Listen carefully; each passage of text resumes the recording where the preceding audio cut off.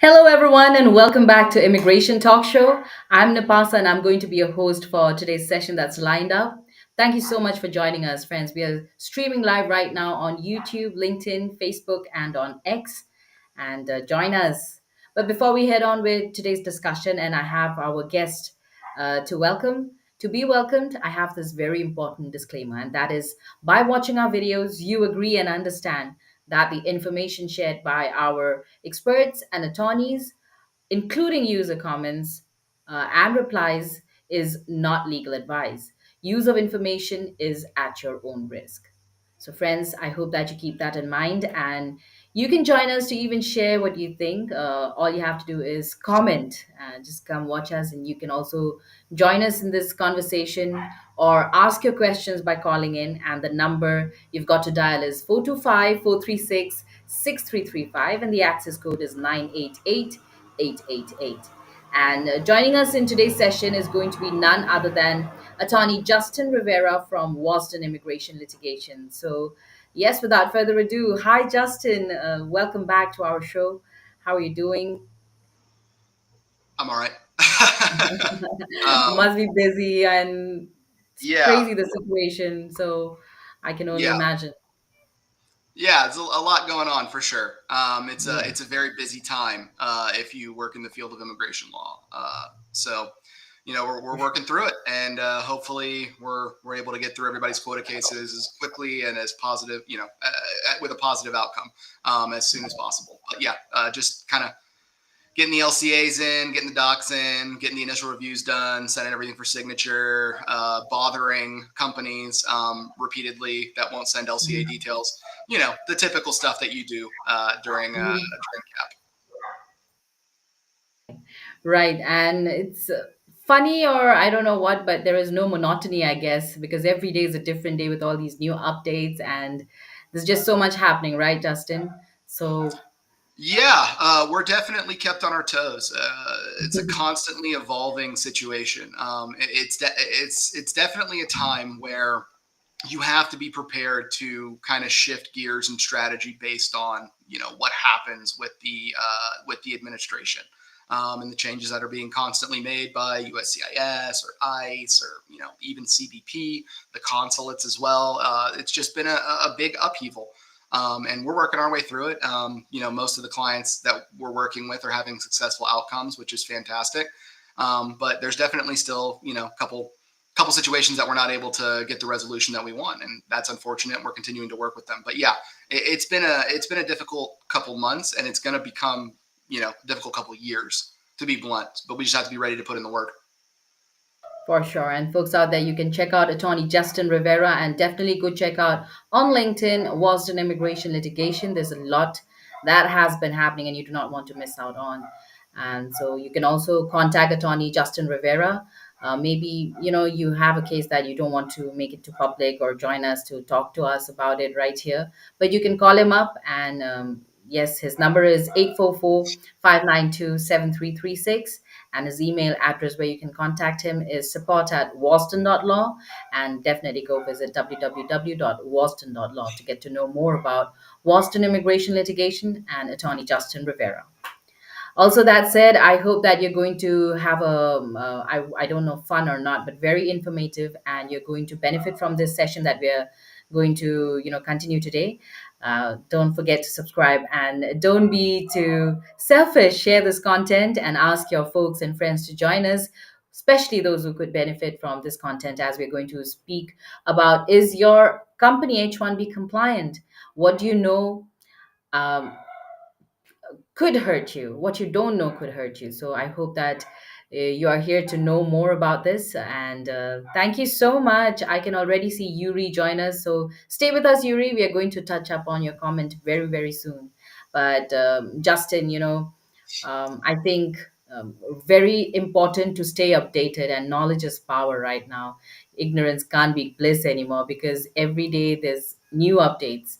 So how are you keeping up, really, and what are you doing to help out your folks out there who have been, your clients, your contacts? Uh, you, just making sure that we're in touch, and what I mean by we, as in touch, not just on my clients, but my colleagues. The profession of immigration law is fairly tight knit. To specialize specifically in business immigration, there's just not like a whole lot of individuals in the field when you really look at it compared to all types of law. And it's really been about just staying informed, between ALA and consular updates. And there's resources that we have available to us as attorneys, but the best resource, I think, is just the anecdotal information that you procure from your colleagues. I think that over these past couple months, I in group chats that have been more active over these past few months than they've probably been in years. And it's been very interesting to kind of work through everything together, but also to kind of get heads up on things, trends that are being seen in adjudications, RFEs, port of entry issues, like all that kind of stuff. And being able to pass that information on to our clients, proactively rather than reactively, waiting for that RFE with that new kind of issue to it and then bringing it up instead of addressing it at the outset when you're filing the H-1B because you're cognizant of that information. So that's really what I've been doing to try and stay informed. We are keeping a track. We have some people who, through litigation, had fraud findings removed from their records, and they for the most part gone abroad for visas. And we've been tracking, what's the success rate of the visa, what's the success rate of the port of entry, what kind of issues are they seeing if they're put in secondary inspection, and all of that allows us to document, track, and then pass on that information. And that's what I think is going to be really important over this year and the next couple of years, is just making sure that everyone is aware and on the same page about, like, sort of not only the do's and don'ts, but the wheres in terms of where it's a good idea to Mhm. travel, from outside the U.S. into the U.S. Where are the consulates that are more problematic, and then what kind of H-1Bs are you seeing the biggest issues with? So I think all of that stuff's been relevant, and we're kind of done with that first quarter. We've gone through and we're starting to actually have data. We're actually starting to be able to look and see what are the denial rates, what are the trends, what are the RFEs, what are the site visit issues. So all of that stuff is relevant, and hopefully we can pass on some of that information today. Absolutely. And when you talk about travel ban, I even heard that, your past travel history, I mean, when you did not even know that, I mean, your visit to those countries are going to be troublesome now. I mean, today. It's crazy, right? Yeah, I mean it's just finding new ways to complicate an already complicated process. But we have to react to it as best Sure. we can. Sure, Justin, I'm excited. And I'll just say a quick hello to Hi Rag. Thank you so much for joining us. He says, hello, Nipa and Justin. So, Rag is our frequent viewer. Very happy to have you once again, Rag. Looking forward for your questions. So, Justin, let's start off. And I want you to tell us, what are some of the most common mistakes that employers make when filing H-1B petitions, and how can they avoid them?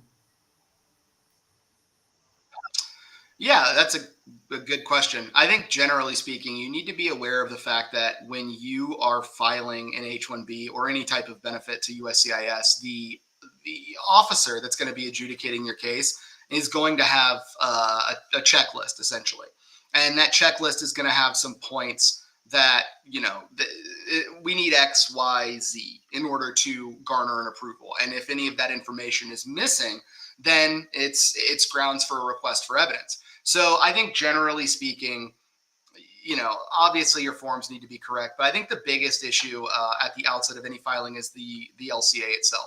You know, the LCA is such an important document because it really does kind of dictate the probability of success in relation to the petition. So what I mean by that is, what is your SOC code? The code that's going to be used for the position. Does it properly correlate to the position and the position's job duties? The area that the individual is going to be working, does the LCA cover all work locations? Are there additional work locations that may need to be added? Or are we thinking, well, it's the same metropolitan statistical area, so we don't have to have that information? I think in the present climate, you really do want to be as upfront as possible with providing that information. And then I think what you're also thinking about is the wage level is obviously going to be important again this year.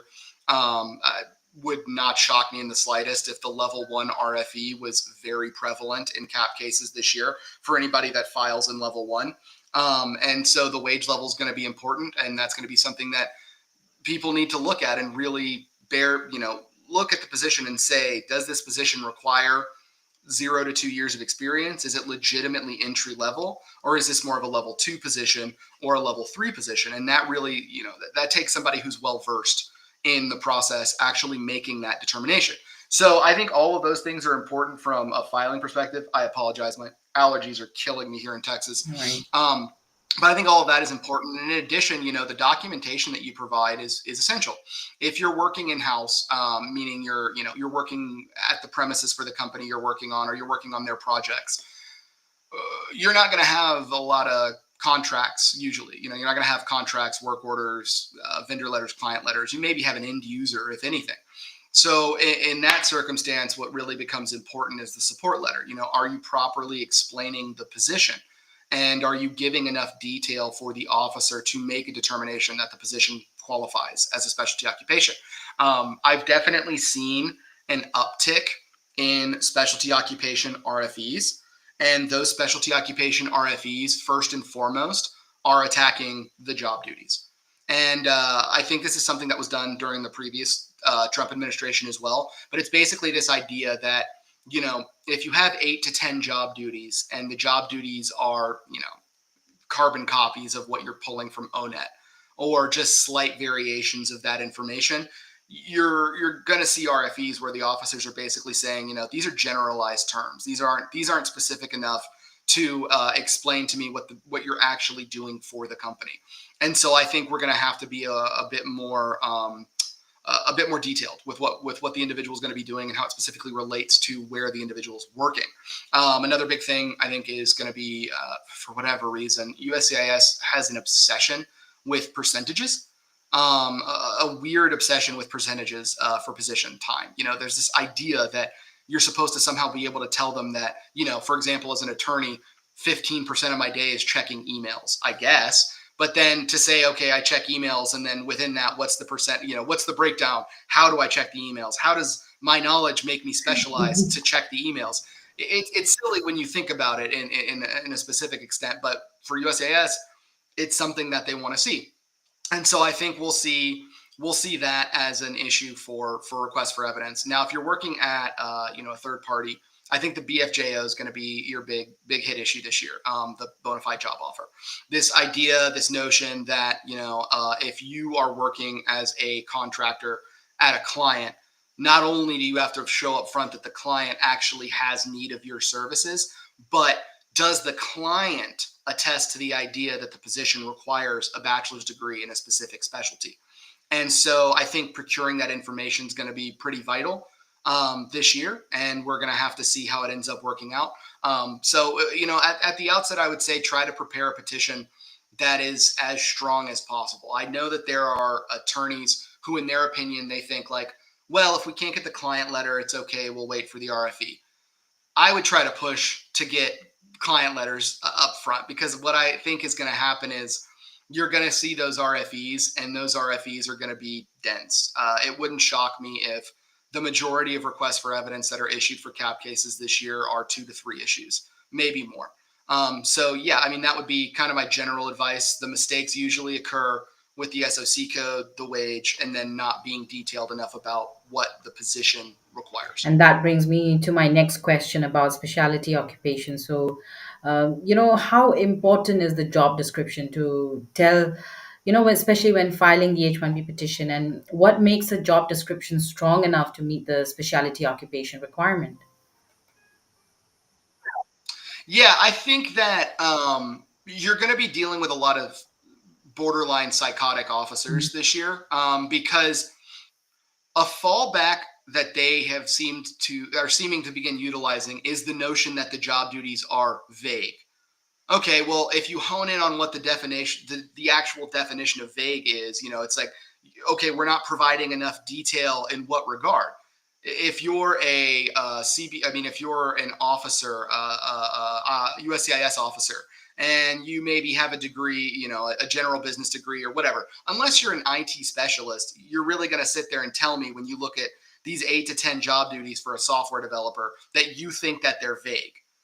What is even the analysis of that? I mean, I actually got a request for evidence, a second request for evidence, by the way, where they actually attest specifically that the job duties were not detailed enough. Well, the job duties were, I think 6 or 7 job duties, specific time percentages, sub duties to each job duty.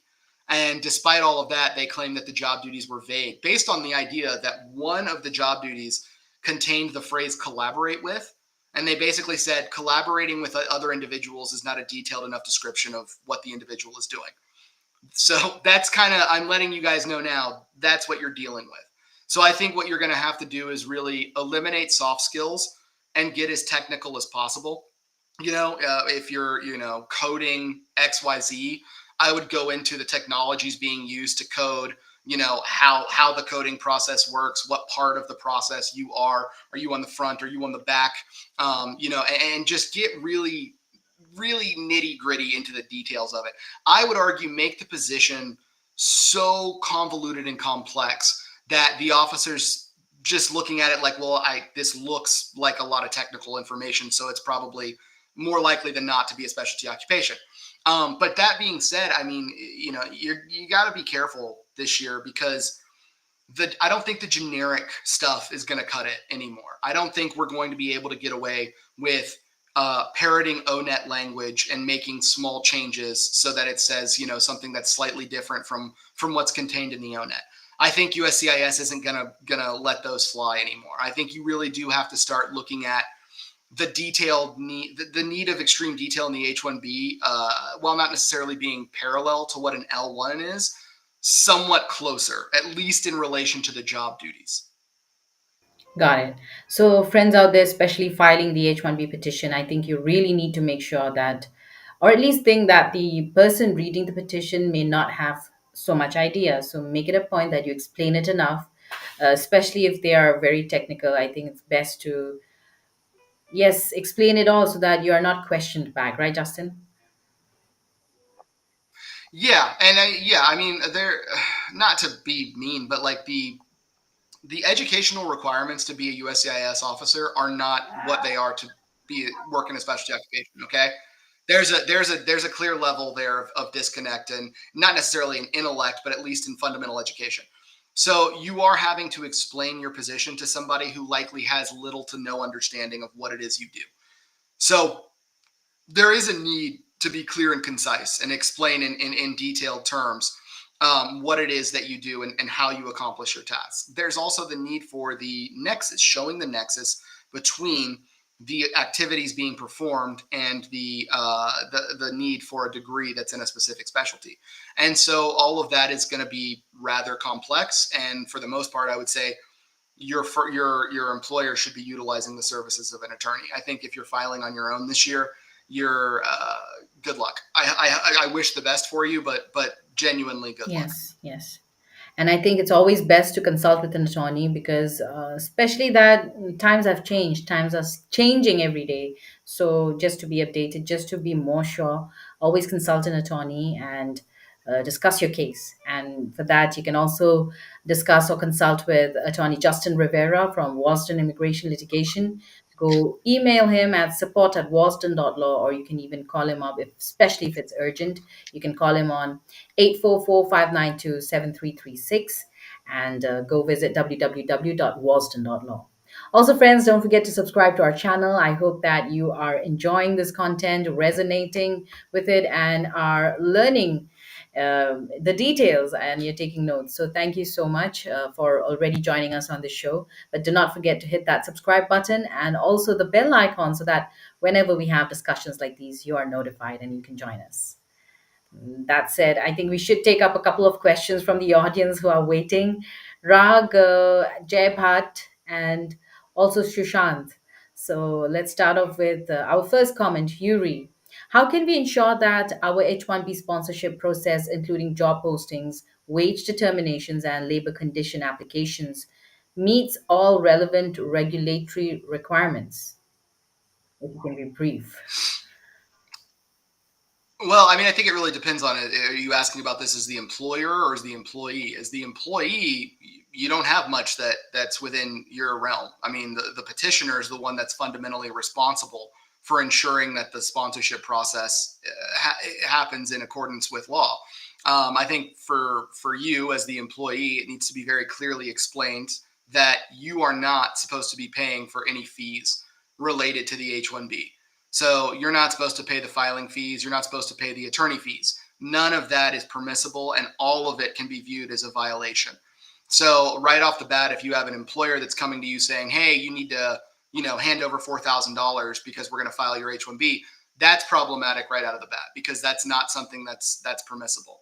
In regards to posting, really, the posting is the labor condition application. I mean, there's no there's no determination like prevailing, like you're not going through a perm process, so you're not having to deal with did the company post jobs or anything like that. Wage determination is obviously important.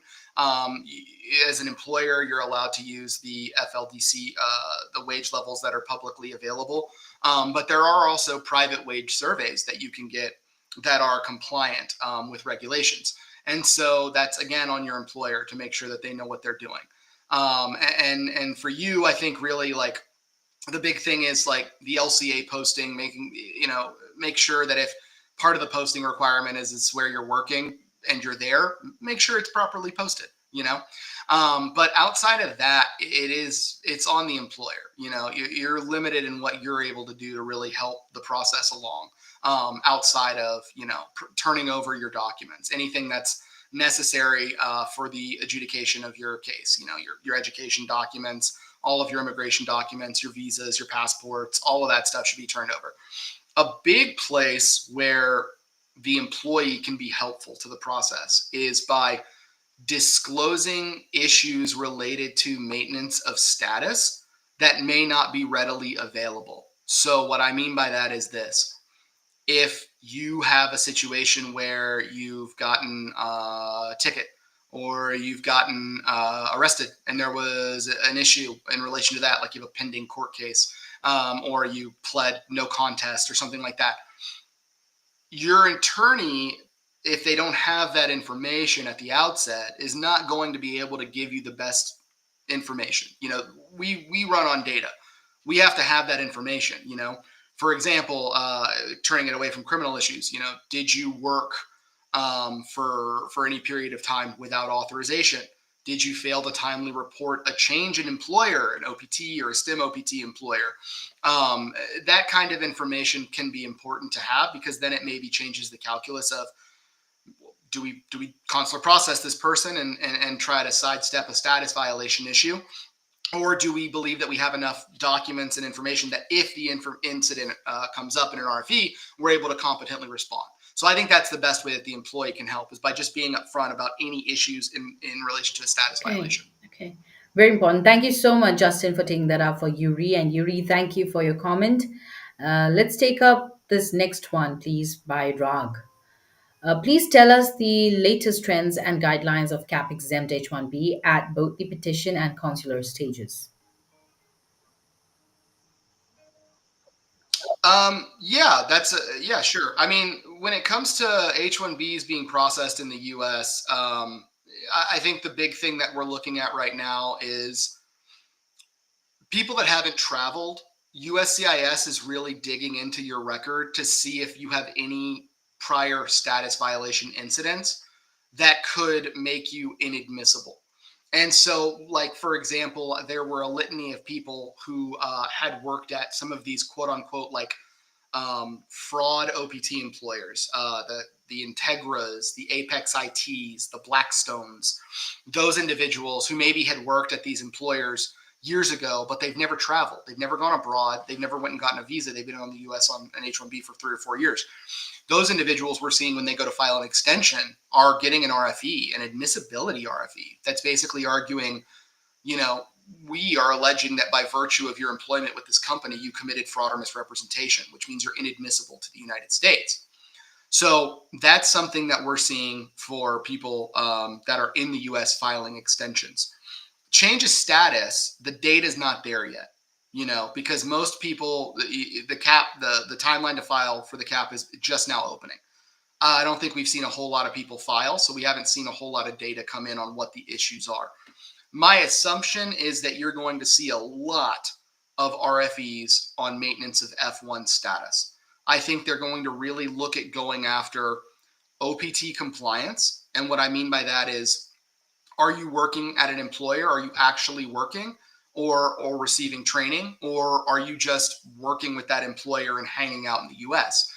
Another trend that has been popping up is this idea that if you worked on OPT and it was unpaid work, whether or not that position should really be an unpaid internship. Basically, USCIS trying to argue that you should have actually been paid.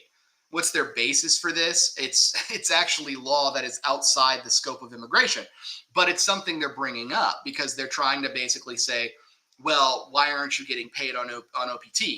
Under the regulations, you're allowed to not be paid on OPT, but it's still something that I've seen come up as an issue. STEM OPT reporting requirements. Is that I-983 getting filled out and submitted? Is there compliance with the I-983 that can be backed up by evidence? And are you being paid? Because for STEM OPT, if you're not being paid, that is a violation of status. So I think that's an issue that's going to be cropping up as well. CPT, did you do CPT after STEM OPT at the same degree level? USCIS may hold that as a violation of F1 status. So I think that that's going to be an issue too. If you went to one of these quote unquote day one CPT schools, did you comply with regulations for maintaining a full course of study and taking only a set number of online classes? All of those things are going to be coming up for people that are changing status this year. When it comes to consular processing, the way consular processing works is you're just applying for the H-1B. You're not applying for the change of status. So all of your status issues are sidestepped. However, that does not mean those issues won't come up when you eventually go to the consulate to apply for the visa. So while you are delaying the issue, it's still an issue that's going to have to be tackled in the event that you want to go activate the H-1B. So I think what you're probably going to see a lot of this year is consular processing recommendations based on issues with status, and then kind of kicking the can down the line to say, okay, let's see if this person can get their visa at the consulate. For a status violation, if it's not an issue that invokes fraud or misrepresentation, if a status violation is disclosed at the consulate and you're upfront and truthful about what happened, odds are the consular officer that's reviewing the case is going to end up granting you the visa. At least that's been the trend prior to now. So, that's really the difference. But with consular processing, I think people are understandably scared to travel because you have two hurdles in that circumstance. You have the first hurdle being the actual obtaining of the visa, and the second hurdle being re-entry to the United States. I think it's no secret that people have been able to been explaining in extreme detail that there has been enhanced CBP issues where there's a higher probability of people being placed in secondary inspection and being questioned for anywhere up to 5 hours, maybe even more in some unique circumstances. So that all being said, I think that it is important now more than I think it has ever been, at least in my history of practicing, to make sure that the law firm that you're working with is not only guiding you through the H-1B petition process, but is also providing some level of assistance with the visa application process and even some sort of counseling or guidance in regard to CBP reentry. So I think we're no longer in a world where it's just, I got your H-1B approved, I'll see you later, I know you're going to be fine. It's really just having to offer that full array of services, which, hopefully the petitioner is engaged in and trying to participate in paying for, to make sure that the asset that they've invested in is able to get back into the United Right, States. right. Thank you so much, Justin, for really that detailed explanation for Rag's question. And Rag, I hope that you liked the answer. And do not forget to share this content with your folks who could benefit and check out Attorney Justin Rivera for sure. So now let's come back to our questions, and we're going to take up Shishant's and Ranjit and Pedojo's questions very, very soon. Stay with us, folks, and Now, Justin, if you can also tell us, when it comes to the salary, what do employers need to know to make sure that they're paying the correct wage and staying compliant? So yeah, the I think the wage level is going to be very important. Fundamentally, the LCA, the labor condition application upon certification, once the petition is submitted to USCIS, basically binds the individual, the company, to the statements made. Once the employee is placed on H-1B, they are required to pay that wage. If they pay under that wage, then you have a violation issue. Now, ideally, that violation would be related to the employer, but I can't sit here and tell you that it's not something that has ended up being an issue for the employee. And not only in the immediate future, but also down the road if that individual is lucky enough to be able to adjust status. So obviously, compliance with paying that wage is important. The other part of that, though, the calculus is we're really looking at the wage level that's being paid to the individual and to the position. Years ago, the move essentially was to file level one out the door. Everybody that's coming out of college is a level one position. You file a level one H-1B, you get to pay them the lowest wage possible, still stay within the parameters of the regulations, and get the benefit of having the employee. That was attacked pretty hard under Trump 1.0 by the level one wage argument. Essentially, this argument that unless a position is can be verified as entry level, the petition is not level one. I think that that's likely going to be the case again. I think most companies have adjusted to that and have, kind of just moved up into that level two, level three range because they know that it's better to do that and pay more than to end up getting a request for evidence. That being said, if you're going up to that level two wage, you still have to be compliant. You still have to actually be paying that wage. And I think we all should be cognizant of the fact that while we haven't seen a massive increase in FD&S, I think it's an inevitability that it's something that's going to happen. And when that FD&S those visits start to increase, which I feel very comfortable will correlate to around when H-1Bs are submitted, and once H-1Bs kick in on October 1st, I think that's when we're really going to see that push. Are the employers able to provide evidence to show that they are in fact compliant or will be compliant? And I think that's going to be really important. I think that now more than ever, you're in a circumstance where when you're dealing with the government in any capacity, be it a filing or an FD&S site visit, I think it's imperative that you invoke legal representation, because if you don't, then you're kind of leaving yourself open for enhanced scrutiny, but not only enhanced scrutiny, but an opportunity for the FD&S officers to move themselves firmly outside the scope of what they are and aren't able to ask about. Because once you comply, you kind of open the door, and they're just going to keep hounding you for more and more information. Yeah, I think that you have to obviously pay the LCA wage that's required, but you also have to be able to document it and provide evidence backing that up. And you have to be careful about ensuring that you do have documentation on hand or available, in the event that there is a site visit. And just a really quick thing before we move to the next question. Site visits are occurring at people's homes. If your work site on the LCA is your home address, like it is for a lot of people, you need to be prepared for a site visit because it is very possible that it's going to happen. The truth of the matter is FD&S officers seem to enjoy the idea of gaining access to an individual's home and intimidating them. I've even heard anecdotally that there have been joint visits carried out by FD&S in tandem with a DOL officer. And essentially what that does is it cuts off the argument that, I don't have to show you pay documents because that's a DOL issue. That's not a USCIS issue. So I think that it would be very intimidating for anyone if you were to someone knocks on your door and you open it and there's two officers from the government, federal government, standing there saying, "Hey, we need to ask you questions about your compliance with immigration." I think it's much easier to answer those questions by saying, "Look, I'm rep by an attorney. Here's a copy of my G28. Any conversation that we're going to have needs to go through him. So talk to him or her, and we can schedule a call, or we can hop on it through email." But that way you have something that there's a record, they're actually going to have to keep track of what the statements are that are being made, and to justify any subsequent issues with an investigation that leads to like a notice of intent to revoke or deny or anything like that. Right. Well, thank you so much, Justin. It's been super informative so far, and I hope that folks out there are enjoying this content because there's so much that you're getting updated with. And for that, friends, also do not forget to subscribe and share our content with your friends or family or colleagues out there who could benefit.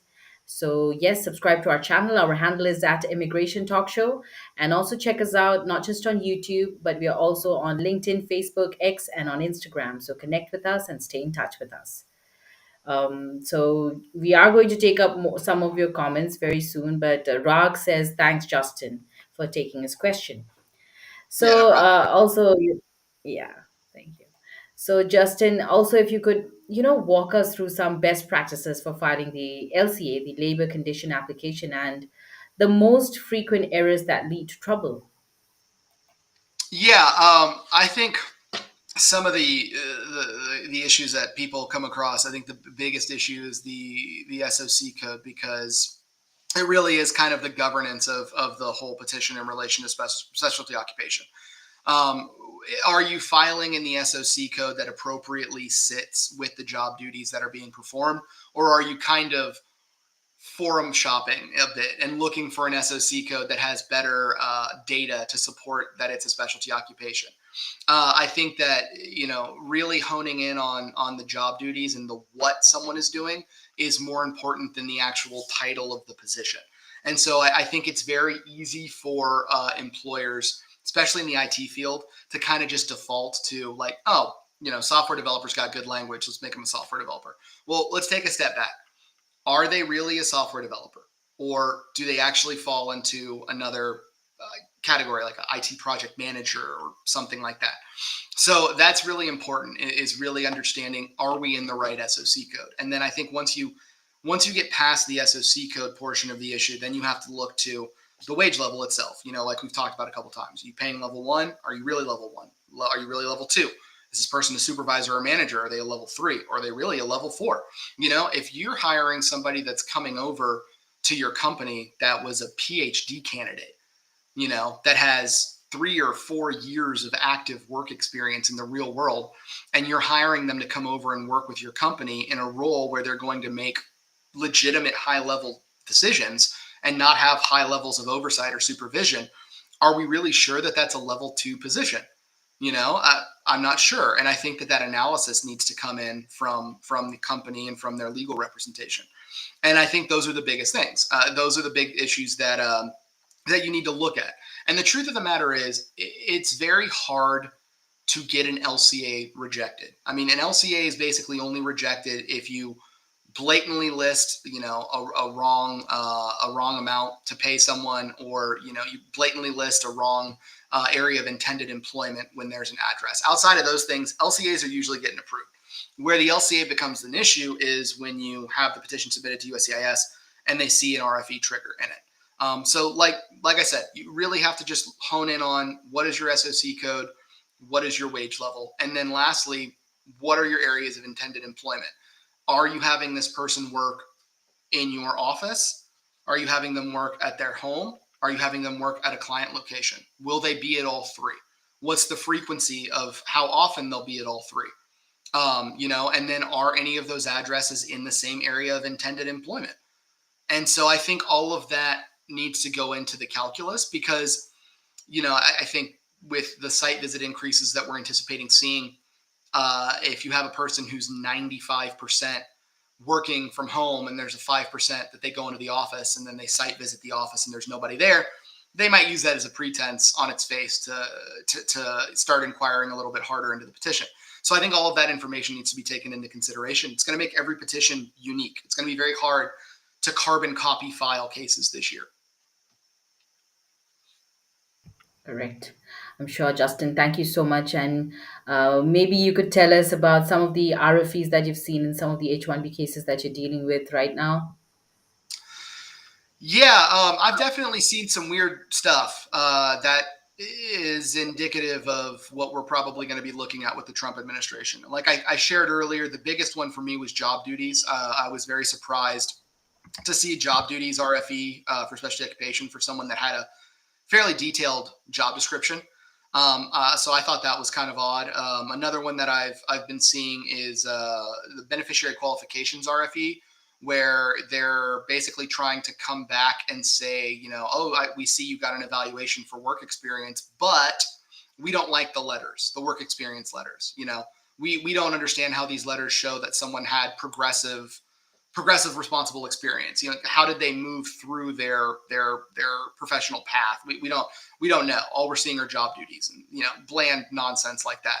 But that's what I've been looking at is those issues. Another thing that I think is really interesting and telling is that I did have a case where we provided an expert opinion letter to show that the position qualified as a specialty occupation. A very thorough expert opinion letter that I believe was about 18 pages, 18 to 20 pages by a professor from the school. And they issued an RFE where they're basically saying, we think that the professor did not do any actual analysis into the position's requirements, because we think that the professor is only making conclusory statements without explaining or justifying the basis for the statements. There was even a line in there that I'm smiling about it now, but I will be repeating it a lot in the RFE response. They had a line about, we don't know what material this professor has cited to reach their conclusions. And since we don't have that information, we can't give credibility to the evaluation, which is fundamentally preposterous. You're basically saying an expert in their field who has the qualifications of an expert is attesting to the validity of this position as a specialty occupation, and you as a USCIS officer who is by no means an expert or even close to an expert within the field are going to give less weight to the opinion of the expert based on your unprofessional opinion that the expert doesn't know what he's talking about. And it's it's silly, but I think it's going to be kind of emblematic of what the RFE trends are going to look like for this year. I think you're probably going to see a lot of that kind of pushback language where they try to mess with the evidence presented to the expert or the expert's like statements to try to say that the expert opinion letter is not valid, which is very silly. But it will be a problem. I think that's going to be a definite issue. One of the other things that I saw, just real quick before we move on, is they've definitely gone back to the most doesn't mean all language. And if you don't know what that means, let me kind of explain that to you. So one of the things that USCIS really relies on when they look at determining whether a position is a specialty occupation is the ONET. ONET has language in it. Basically, it says, this position is job zone 3, job zone 4, job zone 5. But most of the time, that language is going to say, most of these positions require a degree, a bachelor's degree, but some do not. Well, I think any logical person would interpret that to mean if the majority of of individuals within this position need a degree in order to do their job, then the SOC code is more likely than not a specialty occupation. Well, I've definitely seen this language, which came up under under the first Trump administration, where basically they're saying, well, most doesn't mean everyone, or most doesn't mean standard. And so as a result, this does not show that the position requires a specialty occupation.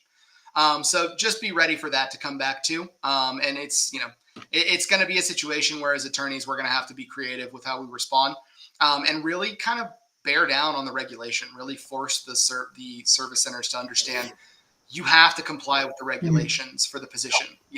You cannot go outside that scope merely because you don't want to approve the case.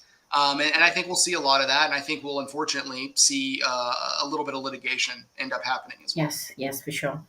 And Justin, do you think that so far, like, have you received more RFEs this time than previous years? Yeah, I think it's hard to say because we haven't gone through quota yet. I haven't filed a quota petition yet. I'll be blunt with you. Everybody's still amassing their LCA information and making determinations on consular Mhm. processing versus change of status. And so I can't say in terms of my regular cases, I think, are pretty much getting RFE'd at the rate I would expect them to be, which for the Trump administration, I would put it around 30%. I think 30% is a fair number. Now, that being said, I genuinely believe that there will be a significant spike in RFE issuance rate for cap cases. Now, that is a prediction. It has to actually happen in order for us to see it. But I just can't think, under the last Trump administration, that first year of cap was where I think we saw the biggest spike in denial rate, and it would very much shock me if that doesn't return this year. Right, right. Well, thank you, Justin. And I think we should quickly address some of our viewer questions. And let's take up Pedoju. Hi, what are the chances of H-1B second lottery fiscal year 2026? What is present position for IT job market? So I can kind of speak towards the first question. I can't speak towards the second. I don't know what the IT job market looks like. I don't work in that field, so it's not something that I'm able to give you sound advice on. The second lottery thing, I think the consensus is that there's going to be a second lottery borne out, and that's based off of the idea that there's probably going to be a higher denial rate, and I think that means there's going to be more unused visas, which is going to open the door for that second lottery to occur.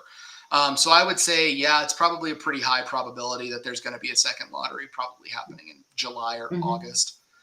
So yeah, I mean, if you weren't selected the first time, there's still some level of hope for you to hold out on. Don't put all your eggs in that basket, but yeah, it's very possible. Yes. Peduju, I hope you keep yourself updated and do not forget to subscribe to our channel because if we hear the news of a second lottery, we're definitely going to update you first. So subscribe, hit that bell icon, and our handle is at Immigration Talk Show. So next up, we have Shushant. As an employer, what kind of employee verifications are needed? I-9 forms versus e-verify. Do we need to do both? Also, how can be done remotely? So you need to I-9, obviously, and that I-9 compliance rate. The regulations for I-9 are readily available online, but that's something your company's HR should be very well versed in. There's no reason why they shouldn't be able to do it. My understanding is that you're still able to I-9 remotely. There are specific requirements related to that. It has to be with a certain number of days after joining the position. I believe that the representative of the company has to do an actual like physical inspection of the information once it's been received. So I think yeah, I think I-9ing is going to be important because it's just a small thing that the government can hit you on that can be problematic for you as the employee, not so much, but really it's the employer that has the issue. If you end up getting an I-9 audit where the government comes in and finds a bunch of not examples of non-compliance, they can hit the company with significant fines. But as the employee, when it comes to I-9ing, I would just say think about every time there's a change in what you do. I think it would be important to ask the employer whether or not I-9 a new I-9 is necessary. If you file an amendment, do we need a new I-9? Or is it okay because I'm still working with the same employer and I'm maybe being paid the same or slightly different? When we have an extension, is there an I-9 issue? Transfer, of course, there's an I-9 issue. Changing status, is there an I-9 issue? All of those things are relevant quandaries that should be presented to your employer, especially if you're working at some of these smaller companies that don't offshore their HR to a third party. If it's just, one person that's doing it for a company of 45 or 50 people, they may not be as familiar with the I-9 process as a large organization would. So I definitely think that matters. So yeah, I would say stay on top of I-9ing as best you can. And it's not that hard, I-9 compliance. It's something that's pretty blatantly spelled out. And as long as you're following that, there shouldn't be any issues. And that's kind of all I have to say regarding that. E-Verify, my understanding is that's for employers. So I think employers are supposed to be in E-Verify. I'm not sure how much that actually relates to. Oh, as an employer. Oh, my bad. What kind of employee verification? Yeah. So yes, I mean, you need to be in a E-Verify in order to utilize certain workers. I mean, certain types of work visas. So I think as a rule, I would make sure that you're in E-Verify, especially if you're working with kids that are on OPT.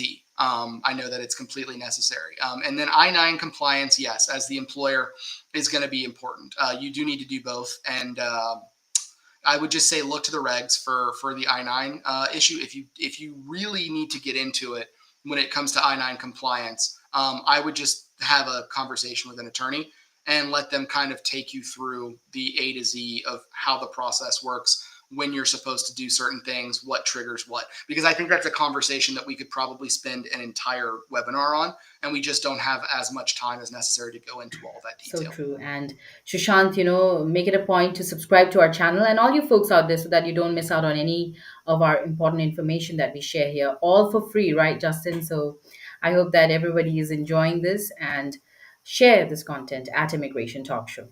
So I think we'll quickly address some of our YouTube questions. Justin, if you have just 5 more minutes. Yeah, Okay. sure. So this is from Burma. You are not clearing one specific. What if someone got a tourist visa interview call, but before that their biometrics? I don't know if that had anything to do with what we're talking Yes, let's go about. on to our next one. Where, that, that looked like a B2 tourist visa question. right, no problem. But let's go on to our next one. Yeah, this is an H-1B one. Hi, my employer is willing to sponsor H-1B but doesn't want to pay for fees. An attorney is there. Anyway, we can share payment, or is there any legal way we can do it? No, your employer is the petitioner. It's their petition. It's their responsibility. You, as the H-1B holder, are the benefit. You're the beneficiary. The employer is paying for the benefit of being able to employ you in the United States in an H-1B on an H-1B visa. So no, you're not supposed to take on any of the fees. There's a very, very nuanced situation in which an argument can be made that an employee can pay the premium processing fees. And that is basically if the employee is the entity that has need of the adjudication occurring immediately. So, in that very nuanced circumstance where a reasonable argument can be made that the employer does not need this person urgently, they don't need to premium the case, the employee could subsequently then be able to pay for premium processing. Now, that being said, there's also a level of analysis that has to go in to reviewing the actual case itself to determine whether or not the payment of premium processing would actually lower the person's in what it's a nuanced situation, but basically you got to look at the person's wages and see if that charging them for premium processing could create a situation where they're somehow driven below the wage that they're making. It's a formulaic thing, but I would just say as a general rule, no, you can't pay for anything. Very rare circumstances you can pay for premium processing. I would recommend you at least speak to an attorney first, just so they clear the case and you're able to do so. That all being said, I think, if your company doesn't want to pay the attorney, what they're going to do is file the case and then turn around and pay the attorney to do the RFE. So if that's the route that they want to go, that's their choice. But I think it's going to be very tough sledding for petitioners that are filing on their own this year. Right, right. Well, I think we should take up this question now from Gopal. Thank you, Justin, by the way, for taking that up. Gopal is asking client letter and agreement is mandatory. Otherwise, small employers' H-1B visa will never be stamped.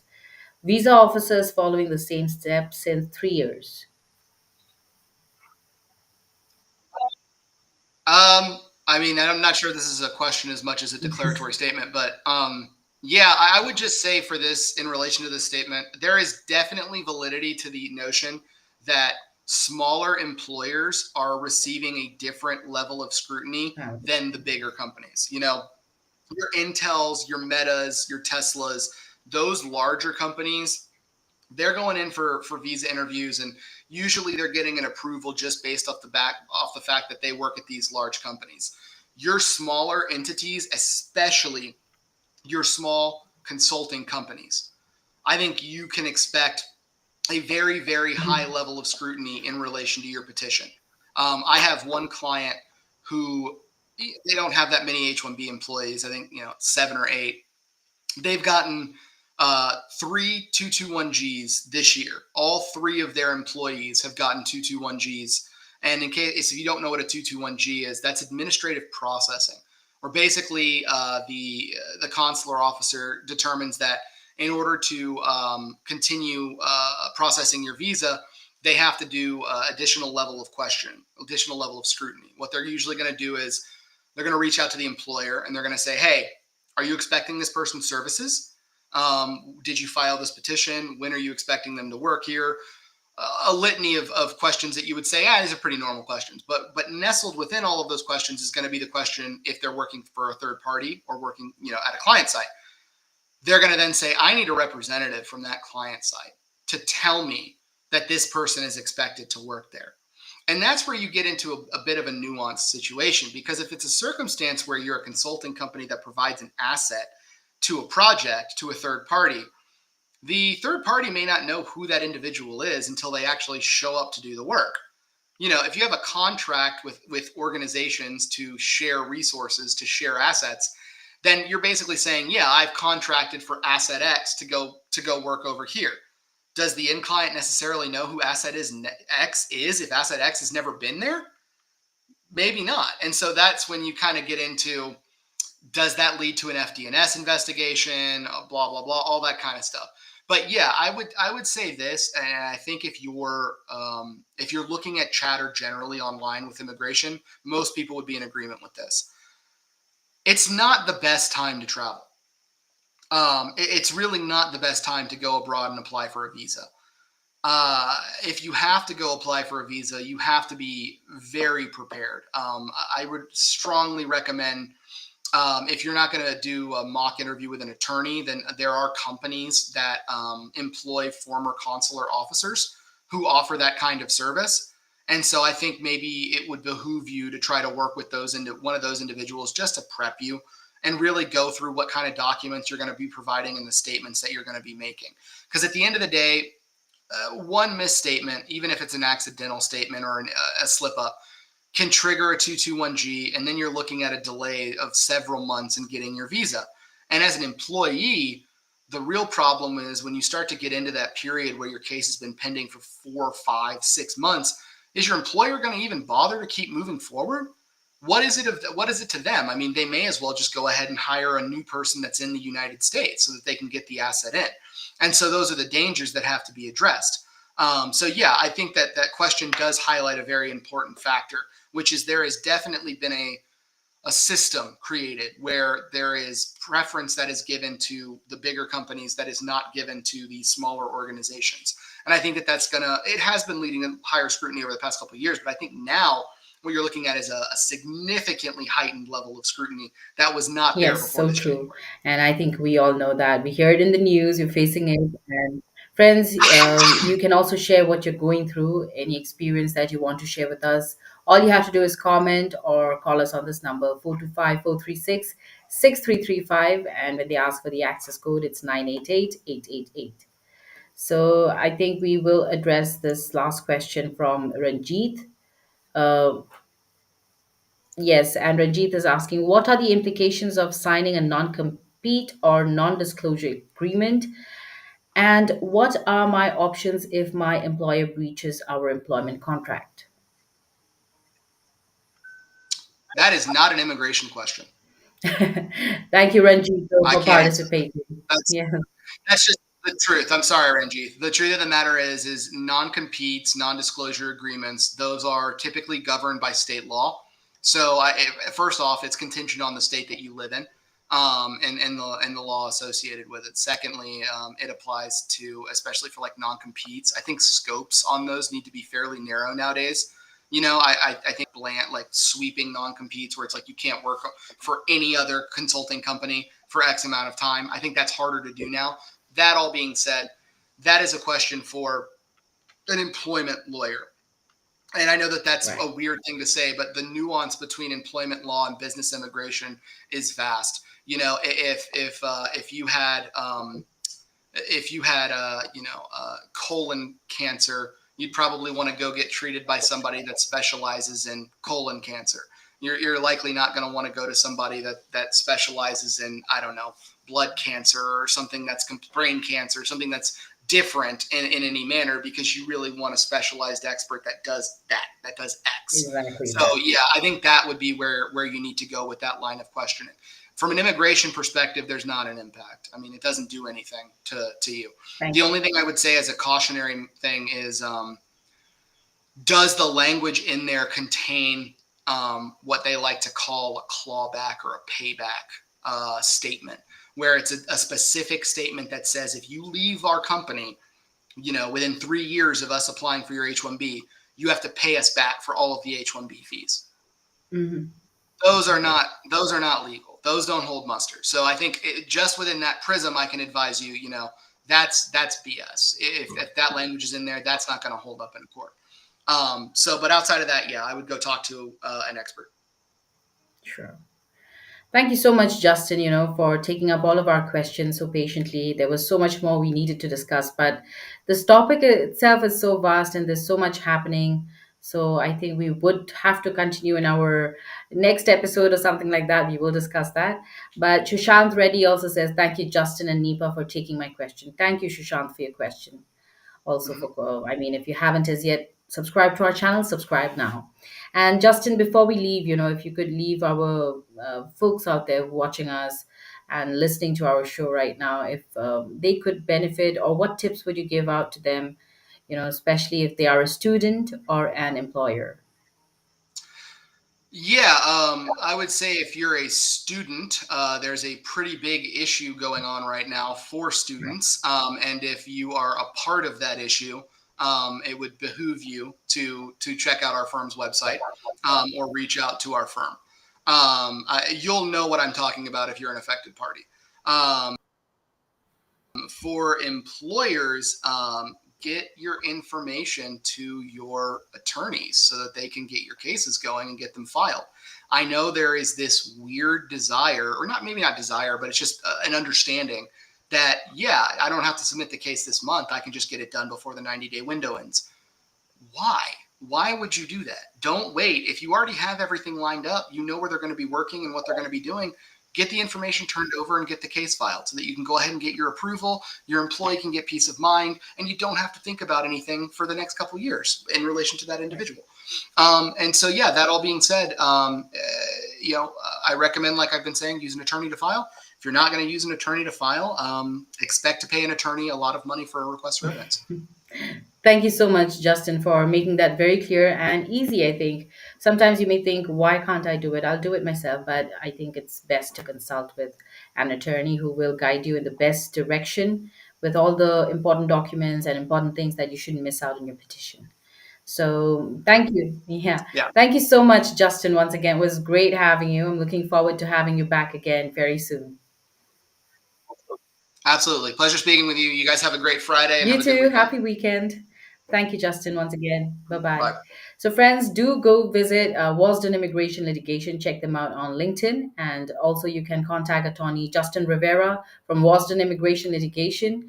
And his number is 844-592-7336. And his email address where you can consult with him is support@wasden.law.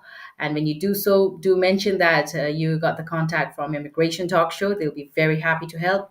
And yes, go visit www.wasden.law. And also, friends, I do hope that you resonated with this content, and you don't just keep it to yourself. Share it with folks who would benefit, especially your colleagues, your friends out there. And subscribe to our channel. Hit that bell icon so that whenever we have discussions like these, or we have these attorneys, experts in their field of work, join us for discussions. You can also join us to watch or even comment, ask your questions. Don't need to miss out on any of these important information. So, yes, our handle is at Immigration Talk Show. Check us out not just on YouTube, but also on LinkedIn, Facebook, X, and on Instagram. Connect with us. And, well, you can also get in touch with me in case, you have questions that you want to write to me personally or ask me when to join in. Write to me or call me up on my number. It's 408-335-6444. And you can also email me. My email address is nipa@staffingly.com. So thank you once again, all you folks, for tuning in, and also stay tuned to Immigration Talk Show because there's more coming in this channel. And also, I will see you at 4 p.m. Eastern Time with my co-host Sam because we're going to join you with Daily Immigration Dose, another very interesting discussion we're going to have today on a very important topic. So till then, yes, bye bye for now, and keep enjoying your Friday.